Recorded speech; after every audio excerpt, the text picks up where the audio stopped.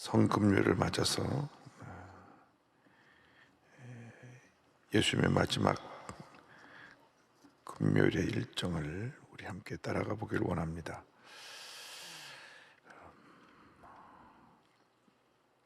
목요일 마지막 만찬을 마치시고 겟세마네 동산에 올라가셔서 기도하시다가 잡히시는 것이 아마 목요일 밤 지나고 금요일 날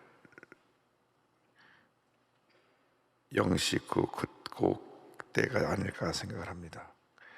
겟세마네 동산에서 기도하시는 장면이 이제 오늘 함께 말씀을 읽은 장면인데, 얼마나 간절히 기도하셨는지 땀이 땅에 떨어진 핏방울처럼 되었다는 기록이 나옵니다.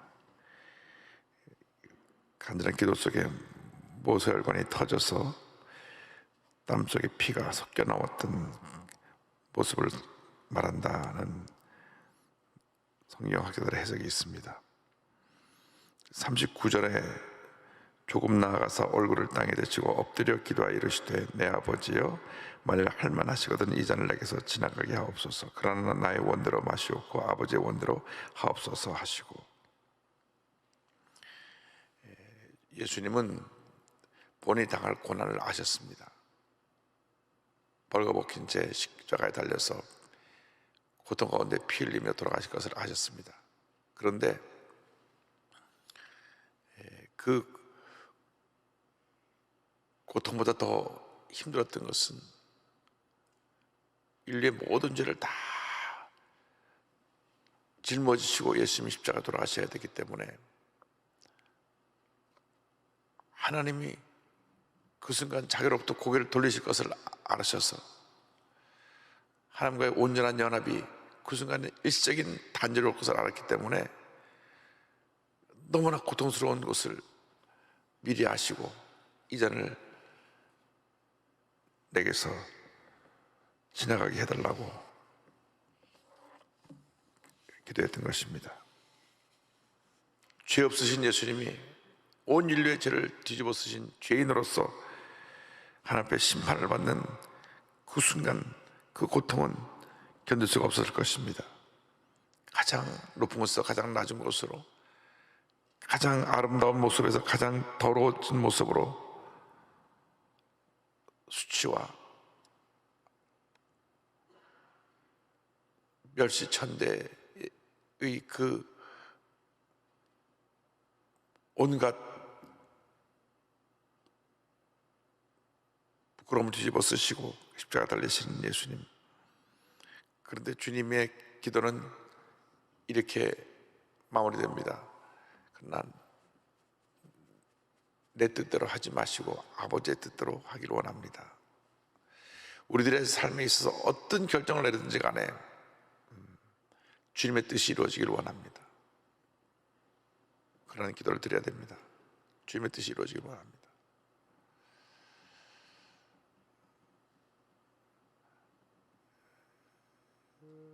미국의 유명한 보험주의 신학인 위튼 대학의 총장이 와서 강의하는 얘기를 들었는데, 우리들이 흔히 하는 실수 중에 하나가 예수님 한 번만으로 만족합니다 라는 고백에다 자꾸 덧붙인다는 거예요. 주님 뜻이 온전히 이루어지기를 원하고 그것을 끝나는 것입니다. 거기에 그래서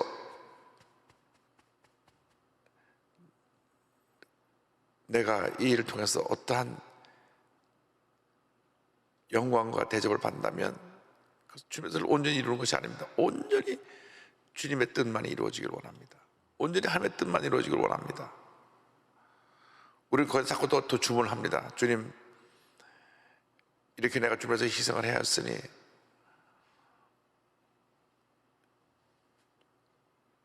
우리 자녀들이 잘 되게 하여 주시옵고, 이번에 국회의원에 우리 친척이 나갔는데 국회의원이 잘 되게 해주시고, 자꾸 조건을 답니다. 기도에는 조건에 붙으면 안 됩니다. 주님의 뜻이 이루어지게 하여 주옵소서. 그걸 끝나야 됩니다. 그러면 주님이 기뻐하셔서 영혼이 잘된 같이 범잘되며 강하게 되는 축복을 선물로 주시는 것이지, 그 조건부가 되어서 이렇게 하시면 이렇게 하고 이렇게 하시면 이렇게 하시는 그런 이기적인 기도를 드리면 안 됩니다. 예수님처럼 온전한 순종, 주의 뜻이 이루어지기를 원합니다. 그리고 마침표를 찍어야 됩니다. 그런데 이렇게 돼야 되겠습니다 하는 자기의 뜻을 플러스하면 안 되고 주의 뜻이 온전히 이루어지기 원합니다. 그러면 하나님께서 먼저 그의 나라와 그 의를 구하면 이 모든 것을 우리에게 더해 주시는, 복을 내려 주시는 것입니다. 근데 이 순간에도 제자들은 깊이 잠에 들어 있었습니다.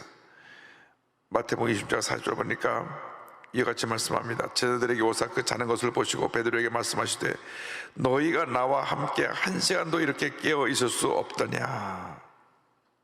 예수님이 마지막 밤을 보내시는 이 순간에도 저들은 잠을 자고 있었습니다.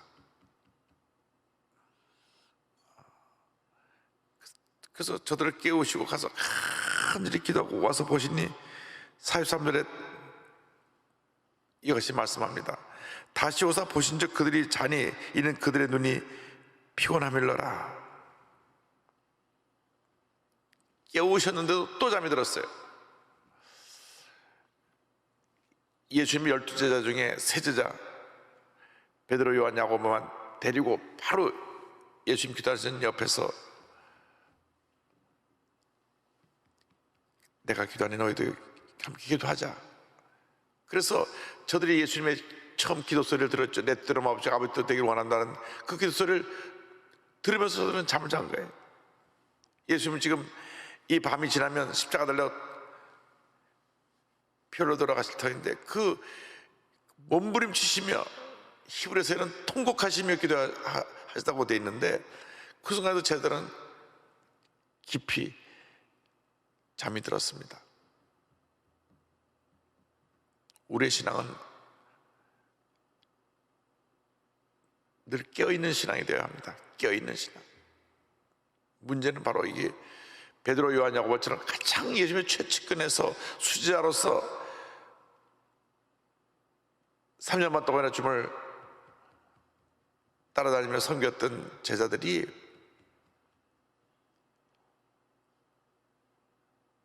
잠을 잤다는 것입니다. 물론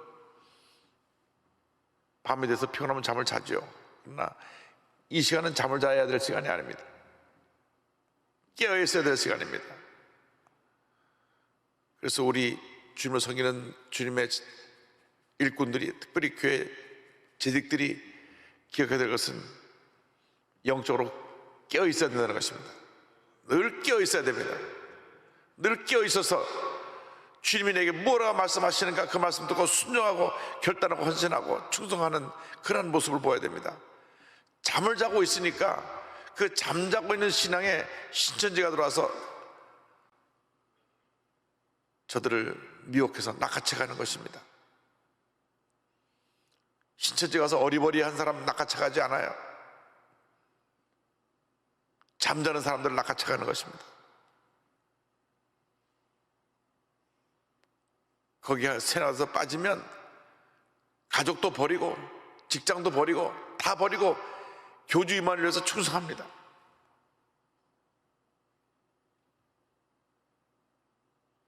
얼마나 이단들이 세뇌를 시켜놨는지. 지금도 대다수의 신천지 이단들이 헤어나지 못하고 있습니다. 왜 이런 일이 났느냐? 영적으로 잠을 잤기 때문에. 우리 영적으로 늘 깨어있게 되기를 바랍니다. 언제나 주님의 음성에 민감하게 그 음성을 듣고 아멘으로 대답할 수 있는 우리 모두가 되기를 바랍니다.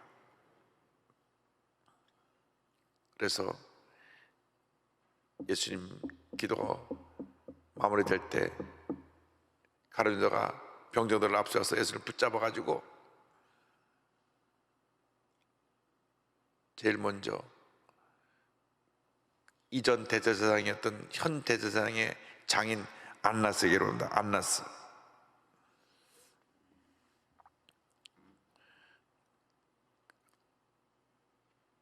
그제서야 베드로가 놀래가지고 칼을 빼서 대제사장 말고의 귀를 쳐서 귀가 떨어져 나가는 그런 장면이 나옵니다. 예수께서 다시 떨어진 귀를 붙여주면서 칼로 쓰는 자는 칼로 망한다. 우리가 신앙생활 할 때 교회는 사랑으로 치리하는 것이지 칼로 치리하는 것이 아닙니다. 그래도 교회 내 주먹 다툼만 일어나고 교회 분열만 가져오는 것입니다. 교회는 치료하는 것이고 회복시키는 것이고 고치는 것이고 바로 만드는 것입니다. 벌을 줘서 심판해서 잘라내는 것이 아닙니다. 물론 잘못된 데 빠진 사람은 두어 번 권면한 후에 그를 징계할 것에 대해서 경고하고 있지만 그것은 아주 잘못된 경우고, 그래서 예수님께서 말고의 귀를 고쳐주시고 뭉fik이 안나사에 갔다. 그 다음 현 대제사장인 가야바에게 가서 신문을 받습니다. 26장 59절 61절입니다. 대제사장들과 온 공회가 예수를 죽이려고 그를 칠 증거를 찾음에 거짓 증인이 많이 왔으나 얻지 못하더니 후에 두 사람이 와서 이르되 이 사람의 말이 내가 하나님의 성전을 헐고 사흘 동안에 질 수 있다 하더라 하니,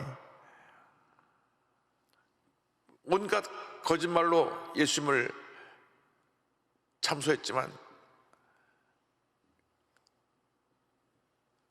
죄를 입증하지 못했어요.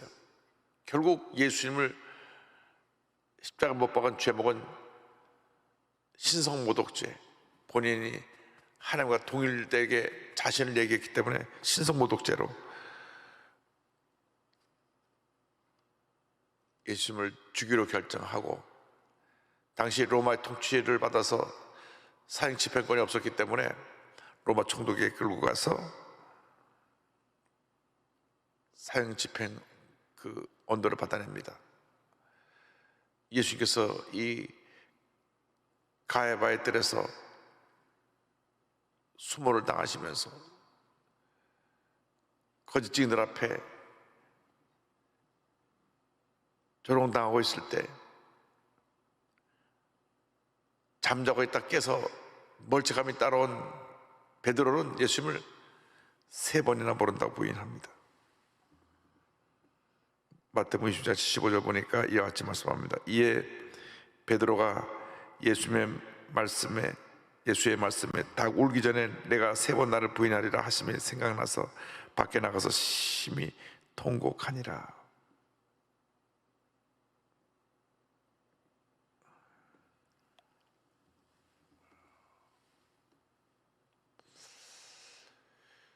우리가 이상한 사람 하면서 가야바 뜰에 베드로가 든 적은 없는가? 예수님을 모른다고 부인한 적이 없는가?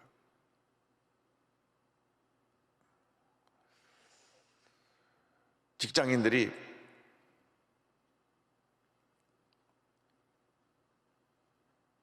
요즘 많이 나아졌다 하지만 아직도 고치지 않는 게 회식 문화가 있어가지고 낮이고 밤이고 술을 마시는데, 우리나라 술 문화는 잘못된 것이 마시도 많이 마십니다. 1년에 술 먹고 운전해서 병원에 중경사례보 환자로 입원한 숫자가 30만 명이 넘습니다.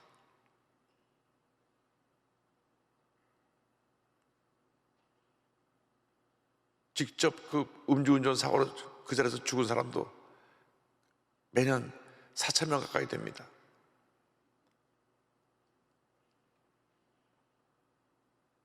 아주 잘못된 문화입니다.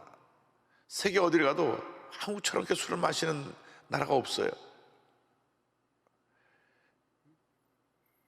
유럽에 가면은 물이 워낙 나쁘기 때문에 불란서 가면 어디나 포도주가 나오고, 독일 가면 어디나 맥주가 나오지만 절대 조금 요 한 잔을 놓고 먹은 듯 안 먹은 듯 그대로 끝입니다.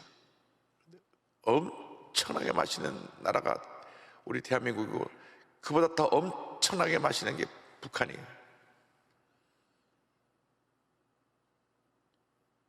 방북당 가보니까 새벽 1시, 2시까지 계속 술 마시더라고요. 근데 거기는 뭐 차가 없어서 운전들을 거의 안 하니까 음주운전 사고가 안 나지만, 우리는 술 먹고 다 운전하다가 사고를 내는 겁니다. 근데 그 자리에서 내가 불이익을 당할까 봐 그냥 예수 믿지 않는 척 하면서 계속 어울려 지낸다면 베드로와 다른 것이 없습니다.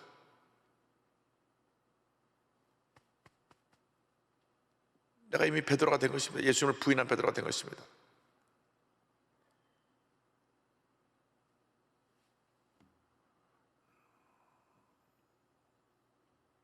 김인호 광주고검장처럼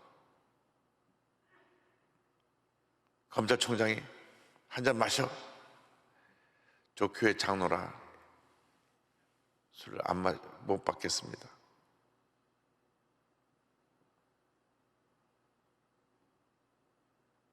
그래? 술맛 떨어지게. 그리고 나서 지방으로 좌천됐거든요. 근데 그 장로님이 광주 가서 2만 명을 전도했어요. 2만 명.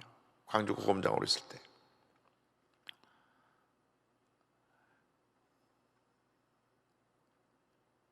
왜냐? 그 자리에서 받아먹으면 만취될 때까지 또 받아먹고 또 받아먹고 또 주고 또 주고 또 주고 또 주고, 그러니까 피할 수가 없는 자리니까 아예 처음에 그렇게 못합니다. 해야지. 그래서 제가 장로인데 교회가 술이 만취되고 비틀거리면서 나오는 것을 사람들이 볼 때 하나 명한 가리고, 교인들이 볼 때 장로님이 술에 만취되고 비틀거린다고 비난을 받게 되고, 그래서 그 장로님이 검찰총장 앞에서 불경죄를 저질렀다 그래가지고 지방으로 좌천된 겁니다. 우리 의생활 살아가는 동안에 어떤 순간순간 예수님을 부인하는 모습으로 내가 죄와 타협할 때가 있습니다. 분명히 아니오는 아니오는 거라고 우리가 할 수 있어야 되는 것입니다.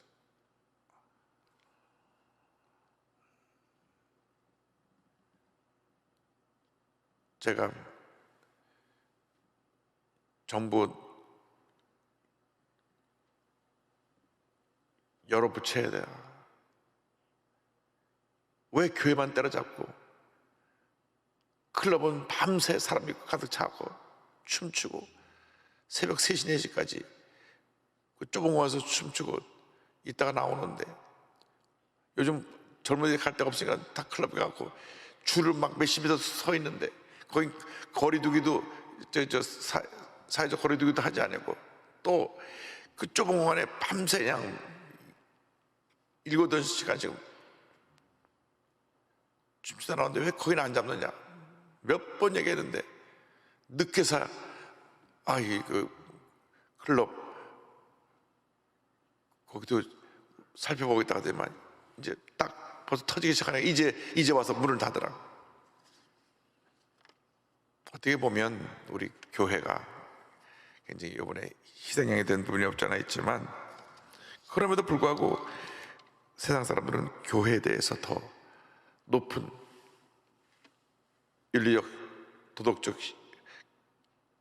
기준을 가지고 우리 보고 있다는 것을 알고 우리가 더 잘해야 됩니다. 그래서 우리가 베드로, 이렇게 가야바들에 무슨 베드로가 되면 안 됩니다. 그리고 나서 빌라도에게 갑니다. 빌라도가 잠을 자고 있는데 깨워서 총독이요, 총독이요. 새벽 한 1시, 2시 뭐 그 정도 됐겠죠. 보니 이 밤에 자다 깨서 심판할 일도 아니고, 보니까 죄 있는 사람 같지도 않아서 너희들의 왕에게 가서 신문해라, 헤롯 왕에게 보냅니다. 그래서 빌라도 1차 신문을 받고 헤로데에게 가는데, 헤로데 왕은 소문에 듣던 예수님이 오니까 무슨 기적을 행할까 이것저것 물어보다가 반응이 없으니까 다시 돌려보냅니다. 그래서 빌라도 총독이 최종 판결을 새벽 3시부터 한 6시 사이에 이렇게 했다고 봅니다. 원래 이 밤에 재판이 열리는 것이 불법 재판이죠. 불법 재판에 의해서 예수님이 사형 것을 받습니다. 예수님을 신문하는데 뭐 죄라고 느낄 것이 없어요. 근데 유명한 대화가 한번 나옵니다. 요모 18장 37절 38절입니다. 빌라도가 이르되 그러면 내가 왕이 아니냐? 예수께서 대답하시되 내 말과 같이 내가 왕이니라. 내가 이를 위하여 태어났으며 이를 위하여 세상에 왔나니 곧 진리에 대하여 증언하려 함이로라. 무릇 진리에 속한 자는 내 음성을 듣느니라 하신대 빌라도가 이르되 진리가 무엇이냐 하더라. 이 말을 하고 다시 유대인들에게 나가서 이르되 나는 그에게서 아무 죄도 찾지 못하였노라. 진리가 무엇이냐?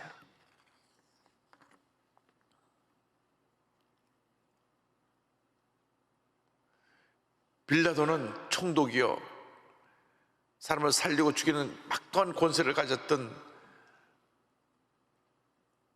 로마 제국의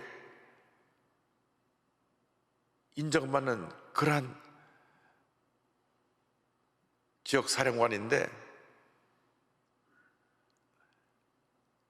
세상적인 학문으로 그가 출중하고 많은 경험이 있고 많은 사람을 대했는데 영적인 데는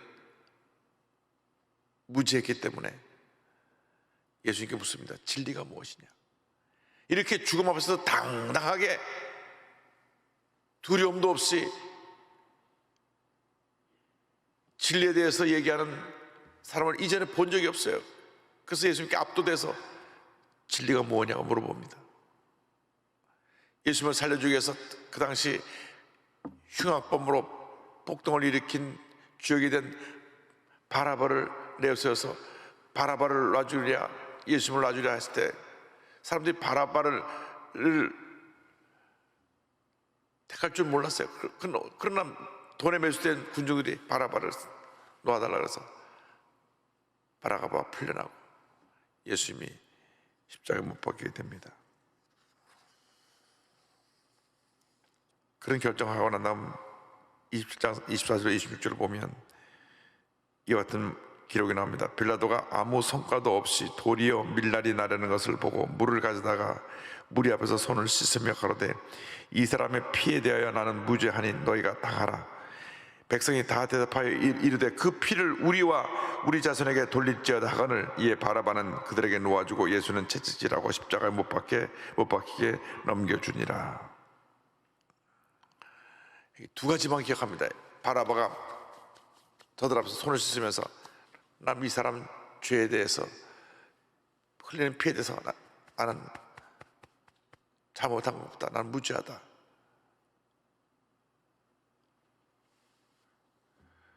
너희가 당하라. 그러나 빌라도는 이 잘못된 결정을 해서 예수 십자가 못 박게 함으로 말미암아 그때로부터 지금까지 사도신경의 신앙 고백을 통해서 본디오 빌라도에게 고난을 받아서 빌라도 이름이 계속 나옵니다.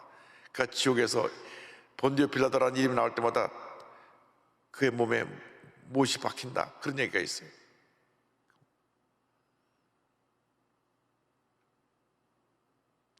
결정적으로 주님을 십자가 못 박게 한 장본이기 때문에 그 이름이 지금도 본디오 빌라도에게 고난을 받아서. 그런데 백성이 뭐라고 대답합니까? 그 피를 우리와 우리 자손에게 돌릴지어다. 이 말 때문에 인류 역사의 전약 가운데 이스라엘 백성처럼 피를 많이 흘린 백성이 없어요. 그 피를 우리와 우리 자손에게 돌리라고 하는 그 말을 하고 나서 40년이 지나기 전에 로마 디도 대장이 예루살렘 성을 공격할 때 온 성을 둘러싸고 예루살렘 성을 함락시키고 그 안에 있는 5만 명을 어린애까지 한 명도 남겨놓고 다 죽였어.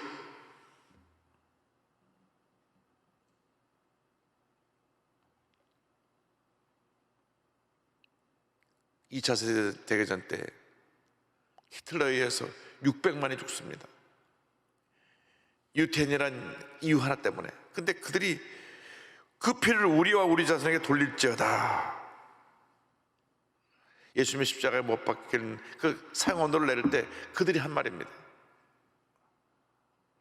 우리 입술의 고백은 믿음의 고백이 되고 긍정의 고백이 되고 치료의 고백이 되고 회복의 고백이 돼야지 여튼 저주의 고백이 되면 안 됩니다. 입술의 열매에 굉장히 큰 파장이 있어요. 그리고 우리 예수 믿고 나서 늘 긍정적인 고백만 해야 됩니다. 긍정적인 고백을 통해서 우리가 치료받아야지 자꾸 자기를 그런 저주 속에 가둬놓으면 안 됩니다. 원래 나는 안 되는 인생이고 망가진 인생이고 실패 인생이고 입술처럼 되뇌면 그 굴레에서 벗어나지 못하는 겁니다. 주님이 나를 치료하셨고 나를 회복시켜주고 내가 주님의 가운데 영원히 잘 때까지 범죄자들을 강건하게 될 것이고 주님이 나의 삶을 이끄시고 우리 가정을 회복시켜주시고 사업을 회복시켜주시고 내가 하는 모든 일이 주님을 가운데 잘 되게 해준다는 믿음으로 자꾸 고백을 해야지 하나님께서 변화시켜 주시지. 입술의 열매를 맺으라고 그랬는데 입술의 열매를 이렇게 빌라도 법정에서 쓴 이스라엘 백성처럼 그 피를 우리와 우리 자손에게 돌리소서 해서 그러한 심판이 그의 삶에 다가온 불행한 일이 우리에게는 있지 않게 되기를 바랍니다. 그래서 예수님을 십자가 못 박에 내어 주심으로 골고다 언덕으로 올라가셔서 오전 9시에 십자가 달리시고 오후 3시에 운명하십니다.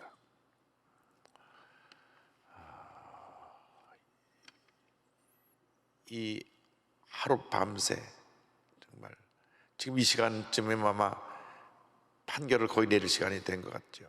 지금 이 새벽 5시 반쯤에는 십자가에 못 박아라 그래서 거의 판결을 내릴 그 정도 시간이 된 것 같은데 우리가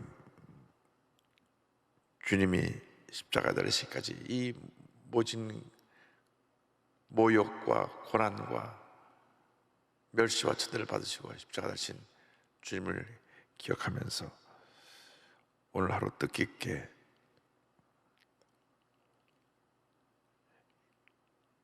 기도하는 가운데 묵상하며 하루를 보내시기를 바랍니다. 기도하겠습니다.